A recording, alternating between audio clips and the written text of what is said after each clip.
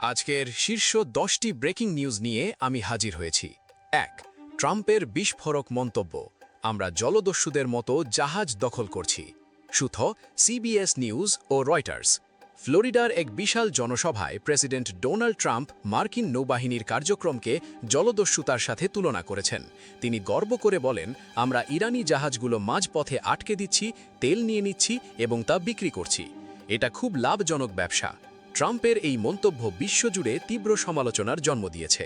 অনেকেই একে আন্তর্জাতিক আইনের সরাসরি লঙ্ঘন বলে অভিহিত করেছেন। ২. ইরানের নতুন সামরিক আইন, মার্কিন যুদ্ধজাহাজ হবে জাহান্নামের জ্বালানি। সূত্র আল জাজিরা। ইরানের রেভলিউশনারি গার্ড বা আইআরজিসি আজ পারস্য উপসাগর ও আরব সাগরে নতুন সামরিক আইন জারি করেছে। ইরানের শীর্ষ সামরিক কমান্ডার মোহাম্মদ জাফর আসাদি হুঁশিয়ারি দিয়েছেন যে আমেরিকার সাথে নতুন করে পূর্ণ মাত্রার যুদ্ধ লাগার সম্ভাবনা এখন শতভাগ। তিনি স্পষ্ট জানিয়েছেন, মার্কিন যুদ্ধজাহাজগুলো যদি ইরানের সীমানার কাছে আসে তবে সেগুলো পুড়িয়ে ছাই করে দেওয়া হবে। ৩. ট্রাম্পের কাছে ইরানের শান্তি প্রস্তাব প্রত্যাখ্যান।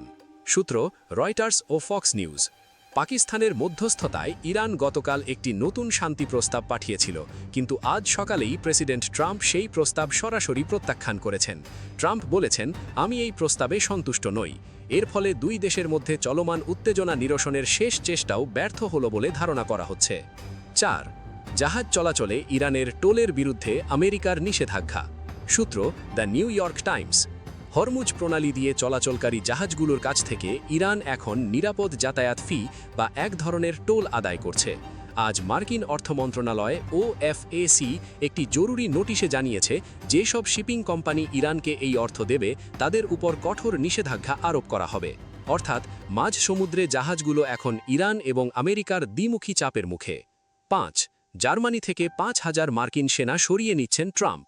সূত্র ডিডব্লিউ ও বিবিসি। ইউরোপীয় মিত্রদের সাথে ট্রাম্পের দূরত্ব আরও বেড়েছে।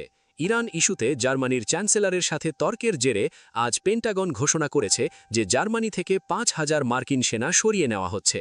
এই সেনাদের একটি বড় অংশকে মধ্যপ্রাচ্যে ইরানের দোরগোড়ায় মোতায়েন করা হতে পারে। ৬. বাংলাদেশে তেলের অভাব, স্পিরিট এয়ারলাইন্স সহ বিশ্বজুড়ে ফ্লাইট বাতিল। সূত্র আল জাজিরা ও স্থানীয় সূত্র। জ্বালানি তেলের তীব্র সংকটের প্রভাব এখন সাধারণ মানুষের নাগালের বাইরে চলে যাচ্ছে।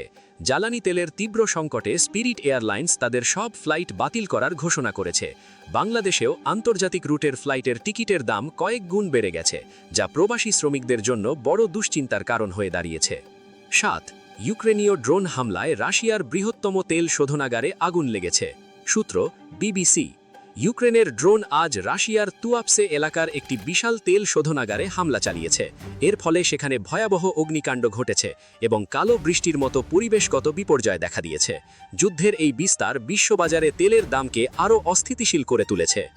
৮. ইসরায়েলি হামলায় লেবাননে ১২ জন নিহত, যুদ্ধবিরতি এখন কেবল কাগজে। সূত্র রয়টার্স। লেবাননে ঘোষিত যুদ্ধবিরতি পুরোপুরি ভেঙে পড়েছে। আজ দক্ষিণ লেবাননে ইসরায়েলি বিমান হামলায় অন্তত ১২ জন নিহত হয়েছেন। ইসরায়েল দাবি করেছে তারা হিজবুল্লাহর গোপন আস্তানা লক্ষ্য করে এই হামলা চালিয়েছে। ৯. আমেরিকায় হতে যাওয়া ২০২৬ বিশ্বকাপে খেলবে ইরান। সূত্র আল জাজিরা ও ফক্স নিউজ। যুদ্ধের মাঝেও খেলাধুলা নিয়ে একটি বড় খবর এসেছে। ফিফা নিশ্চিত করেছে যে আমেরিকায় অনুষ্ঠিতব্য ২০২৬ বিশ্বকাপে ইরান দল অংশগ্রহণ করবে। শুরুতে ট্রাম্প বাধা দিলেও আজ তিনি বলেছেন, তাদের খেলতে দাও। এটি কি কোনো কূটনীতির নতুন কৌশল কিনা তা নিয়ে চলছে জল্পনা। ১০. ভারতের বিতর্কিত সীমান্ত নীতি নিয়ে ওআইসি এর উদ্বেগ। সূত্র ডয়জে ভেলে। বাংলাদেশ সীমান্তে ভারতের বিচিত্র প্রতিরক্ষা ব্যবস্থা, কুমির ও সাপ ব্যবহারের পরিকল্পনা নিয়ে মুসলিম দেশগুলোর সংগঠন ওআইসি গভীর উদ্বেগ প্রকাশ করেছে। তারা একে মানবাধিকারের চরম লঙ্ঘন বলে উল্লেখ করে ভারতের কাছে ব্যাখ্যা দাবি করেছে। ট্রাম্পের এই জলদস্যু নীতি আর ইরানের পাল্টা হুমকি কি বিশ্বকে তৃতীয় মহাযুদ্ধের দিকে ঠেলে দিচ্ছে?